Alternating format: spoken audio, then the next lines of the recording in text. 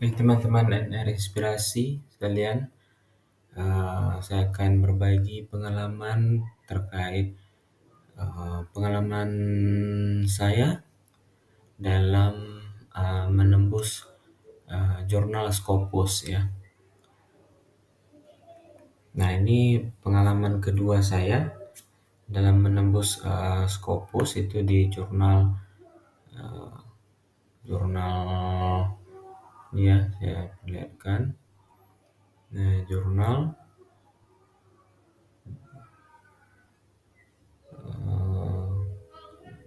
Education and Learning, Journal of Education and Learning Research gitu ya.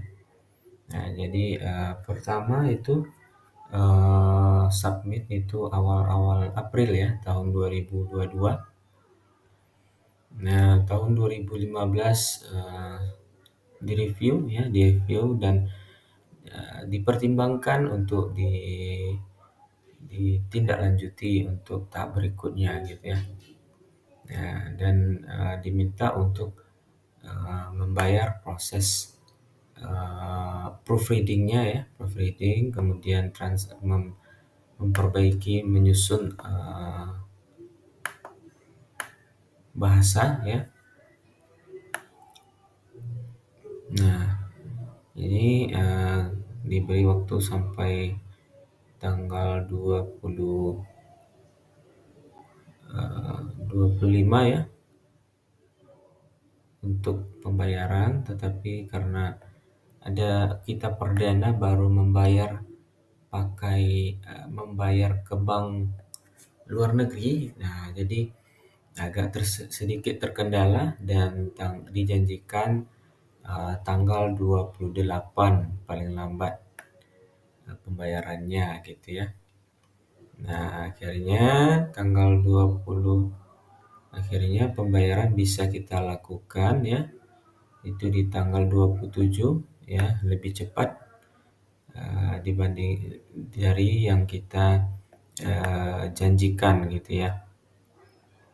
Nah, ini sudah kita kirimkan bukti paymentnya ya, sudah kita kemudian mereka mengatakan sedang diproduksi ya, dan dijanjikan 15 sampai 20 hari untuk proofreadingnya. Nah, nah ini mereka kembali minta untuk mencek kesesuaian artikel dengan template yang sudah mereka sediakan gitu ya. Nah, kemudian hal-hal yang terkait dengan kelengkapan artikel gitu ya, seperti ORCID profile gitu ya, kemudian kata kunci gitu ya, dan lain sebagainya. Nah, itu diberi waktu dalam jangka waktu 48 jam ya, atau 2 hari. Nah, itu bulan 9 Mei ya, bulan 9 Mei. Nah, ini kita sudah mengirimkan hal-hal yang mereka minta ya, terkait dengan perbaikan artikel gitu ya. Ini author query ya, artinya form di mana permintaan reviewer perbaikan, kemudian apa yang kita lakukan gitu ya. Nah, ini artikelnya yang sudah kita, kemudian ini hasil dari cek plagiarism kita gitu ya, cek plagiarism dikirimkan gitu ya. Nah, kemudian mereka meminta kembali dicek kembali, kemudian meminta untuk mengirimkan foto penulis pertama gitu ya, kemudian profil author secara keseluruhan gitu ya, author secara keseluruhan. kirim itu bulan 10 Mei ya, 10 Mei. Kemudian sudah, ini tanggapan mereka.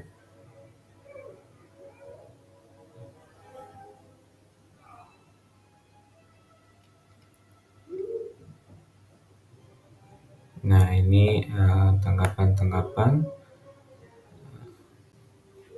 Nah, ini kita diminta untuk memperbaiki abstrak gitu ya. Memperbaiki abstrak sesuai dengan template mereka, aturan template. Nah, kita sudah lakukan perbaikan, kemudian kita kirimkan hasil perbaikannya ya, tanggal 16 Mei.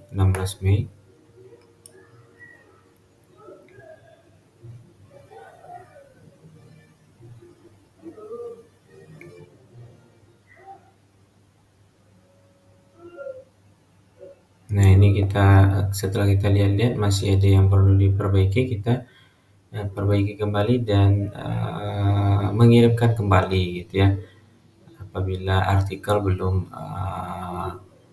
publish gitu ya. Jika masih ada kesempatan untuk diganti, maka kita minta untuk yang dipakai adalah yang kita kirim terakhir gitu ya.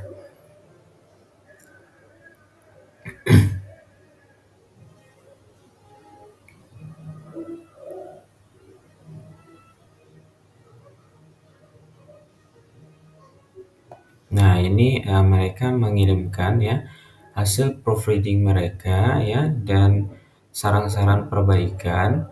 Mereka meminta kita, jika sesuai dengan saran mereka, maka silakan dipilih yes gitu ya, atau dilakukan perubahan gitu ya. Nah, jika tidak, maka kita tentu milih no atau tidak melakukan perubahan gitu ya. Nah, di sini semua saran-sarannya ya itu diterima gitu ya, diterima karena memang sesuai dengan sesuai dengan yang kita harapkan juga gitu ya. Nah, ini mereka mengirimkan hasil review ya, dan di dalam ini ada hasil saran-saran mereka. Kalau kita setuju, maka kita lakukan perubahan. Nah, setelah itu setelah kita baca semua ya dan kita lakukan perubahan, maka kita kirimkan kembali tanggal 20 Juni. Yang sebelumnya mereka itu mengirimkan hasil proofreading mereka tanggal 19. Nah, jadi kita hanya diminta untuk setuju atau tidak gitu ya. Kalau setuju silakan lakukan perubahan, jika tidak maka jangan dilakukan perubahan gitu. Nah, itu ya. Nah, kemudian lanjut. Nah, ini pihak jurnal meminta tentang informasi terkait funding, institutional review board statement gitu, dan lain sebagainya gitu ya. Nah, maka kita lengkapi permintaan pengelola jurnal atau tim review dari jurnal. Nah, maka kita kirimkan, kemudian kita ada lampiran terkait authorship declaration letter gitu ya. Nah, kemudian lanjut. Nah, kemudian masih ada lagi permintaan perbaikan, kita perbaiki ya. Kita perbaiki sudah di tanggal 16 Agustus ya. 16 Agustus. Nah, ini kita kirimkan lagi kembali institutional review ya. Attachment of the institutional review board statement. Nah, akhirnya artikel kita sudah publish di tanggal 17 Agustus ya. Dari prosesnya, dari submit itu 1 April, akhirnya publish pada dengan proses yang panjang untuk menghasilkan artikel yang bermutu, maka alhamdulillah pada tanggal 17 Agustus artikel kita publish di jurnal Education and Learning Research, begitu. Nah, jadi Bapak Ibu memang untuk perjuangan bisa menembus Scopus itu ya memang prosesnya cukup ketat dan cukup panjang gitu ya. Yang penting yang perlu kita perhatikan saat pengiriman submit artikel yang kita submit itu secara teknis tidak terlalu banyak kesalahan-kesalahan gitu ya. Nah, gitu. Terima kasih. Demikian pengalaman kita pada jurnal publish artikel kedua. Nah, semoga bagi teman-teman yang lain bisa bermanfaat. Assalamualaikum warahmatullahi wabarakatuh.